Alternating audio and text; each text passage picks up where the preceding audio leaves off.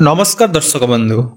मु प्रदीप आपण मानक स्वागत करुच्ची आजिर आउ एक नुआ भिडियो रे।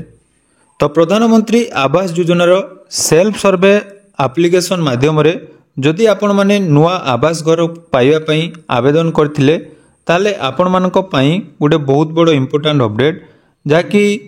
केंद्र सरकारंकर प्रधानमंत्री आवास योजना रे राज्यर हिताधिकारी मानक चयन करिया पई राज्य सरकार तरफ जहाँकि गोटे बहुत बड़ निष्पत्ति निया जायछि जे आसंता नवेम्बर मासरू प्रधानमंत्री आवास योजना माध्यम रे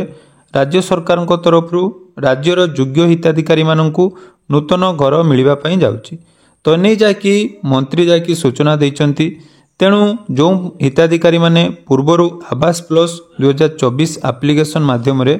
निज निजर सर्वे करिसंती बा सेल्फ सर्वे करिसंती ताले सेमानंको मध्यरु जो माने योग्य हिताधिकारी रहिसंती सेमानंको चिन्हट करा जिवो एवं चिन्हट कला परे पर्याय क्रम रे प्रधानमंत्री आवास योजना रे घर प्रदान करा जिवो। किंतु जो सर्वे आपण मानकर हबो तो से सर्वे समय रे आपण मानकर पूरा डिटेल्स वेरिफिकेशन हबो। कारण देखंतु चलित वर्ष जो माने भी प्रधानमंत्री आवास योजना घर पाइया पई ऑनलाइन ले सेल्फ सर्वे करिसंती तो समस्ते सेल्फ सर्वे करिसंती किंतु सेमानक मध्यरु योग्य हिताधिकारी को चिन्हट कराई जाई एवं आपण मानकर जो रहिसंती अधिकारी माने पंचायत लेवल ब्लॉक लेवल अधिकारी माने आपण मानकर डोर टू डोर सर्वे करिवे तापरे जो माने योग्य हिताधिकारी रहिसंती सेमानकु जाकी चिन्हट करिवे। किंतु जो चिन्हटर प्रक्रिया रहिछि जे को मानकु घर मिलिबो तो आसंतु से विषय संपूर्ण डिटेल्स जानिबा। तो जदि आपण मानक घरे एई 10टी जिनिस अछि ताले आपण मानकु प्रधानमंत्री आवास योजना रे घर मिलिबो नाही। तो कोन रहिछि अपडेट संपूर्ण डिटेल्स जानिबा ता पूर्वरु जदि चैनल को प्रथम दर विजिट करचंती वीडियो को लाइक करिवे चैनल को सब्सक्राइब करिवा सहित पाखरे थिबा बेल आइकन को क्लिक करी ऑल ले सेट कर देबे। तो प्रधानमंत्री आवास योजना ग्रामीण अधीन रे जो माने भी आवास योजना पई ऑनलाइन आवेदन करिवे सेमानक मध्यरु अयोग्यतार कारण कोन कोन रहिछि बा जदि आपण मानक घरे एही सब जिनिस रहिछि ताले आपण माने सेल्फ सर्वे करिथिले मध्य आपण मानकु प्रधानमंत्री आवास योजना रे घर मिलिबो नाही। सर्वप्रथम देखंतु प्रथम जो नियम रहिछि जे को कारणरू आपण माने आवास योजना रो घर पाइबे नाही। तो एक नंबर रे देखंतु रहिछि हमर जो अयोग्यता कारण पक्का घरे रहउथबा परिवार अर्थात जदि आपण माने प्रधानमंत्री आवास योजना पई सेल्फ सर्वे करूचंती किंतु आपण मानक पाखरे पक्का घर रहिछि ताले से क्षेत्र रे आपण माने आवास योजना रे घर पाई परिबे नाही। 2 नंबर रहिछि अन्य कोनोसी सरकारी ग्रामीण गृह निर्माण योजना रे गृह निर्माण पई पूर्वरु सहायता राशि पाइथिबा परिवार अर्थात जोटा कि मोस्ट इंपोर्टेंट एटा मध्य जानिबा दरकार जे बहु जन रहिसंती पूर्वरु आवास योजना रे घर पाइथिले बा आपण मानकर बिजु पक्का घर योजना हो बा आपण मानकर सरकारक तरफरु कोनोसी भी गृह निर्माण योजना रे आपण मानकु जदि पूर्वरु घर मिलिछि ताले से क्षेत्र रे एठी आपण माने आउ आवास योजना रो घर पाई परिबे नाही। 3 नंबर देखंतु जो परिवार रे 3 बा 4 चकिया जान थिबो तो जदि आपण मानक परिवार रे 3 चकिया बा 4 चकिया जान रहिछि ताले से क्षेत्र रे आपण मानकु आवास योजना रो जाकी बाद दिया जिवो। 4 नंबर देखंतु रहिछि जो परिवार रे कृषि भित्तिक 3 चकिया बा 4 चकिया यांत्रिक उपकरण थिबो तो बहु जन हिताधिकारी रहिसंती देखंतु एई जो 10 रु 12टी नियम रहिछि से नियम रु जदि गुटिए भी आपण मानक पाखरे अछि बा आपण माने जदि अयोग्यतार गुटिए भी नियम पालन करचंती ताले एठी आपण मानकर आवास घर मिलिबो नाही। तेनु 4 नंबर जोटा कि देहला कृषि भित्तिक 3 चकिया बा 4 चकिया जान जदि आपण मानक पाखरे अछि से क्षेत्र रे मध्य आपण मानकु आवास योजना रो बाद दिया जिवो। 5 नंबर देखंतु सेटा मध्य बहुत इंपोर्टेंट रहिछि जदि 50,000 किंबा तदुर्ध मूल्यर किसान क्रेडिट कार्ड थिबा परिवार अर्थात आपनकर परिवार रे जानथिबे किसान क्रेडिट कार्ड बा जोटा कि हमें केसीसी बोली कहउचु तो तार गुटे लिमिट थाए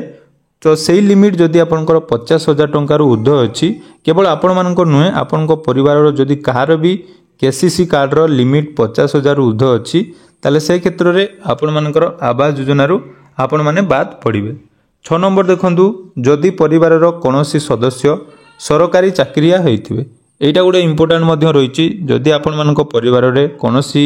सरकारी चाकरी अछि सेला आपण मानकर पुओ होंतु भाई होंतु भौणी होंतु जो माने भी आपण मानकर सरकारी चाकरी करथिबे से क्षेत्र में प्रधानमंत्री आवास योजना रे आपण मानकु घर मिलिबो नाही। 7 नंबर देखंतु रहिछि सरकारी पंजीकृत अण कृषि उद्योगी परिवार से क्षेत्र में मध्य सेमानकु वर्तमान आवास योजना रु बाद दिया जिवो। तापर 8 नंबर देखंतु एटा मध्य गोटे मोस्ट इंपोर्टेंट एवं जानिबा दरकार जे सरकार तरफ जो निर्देश दिया जायतिला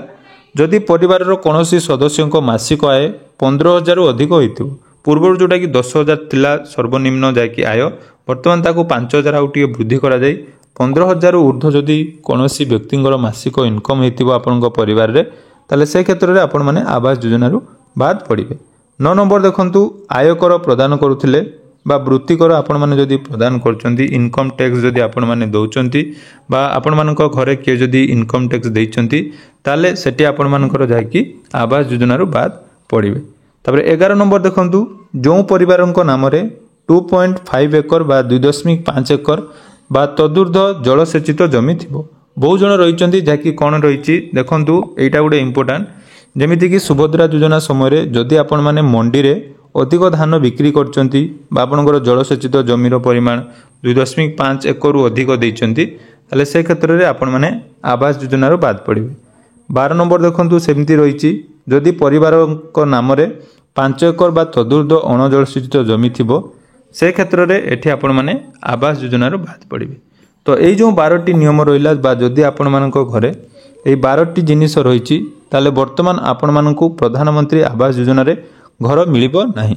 तेणु पुणी थरे आपण मानकर सर्वे हेबो जोटा कि मु पुणी थरे आपनकु कहि रखुची आपण माने सेल्फ सर्वे करचंती सेल्फ सर्वे कला परे प्रथमे आपण मानकर पंचायत लेवल सर्वे हेबो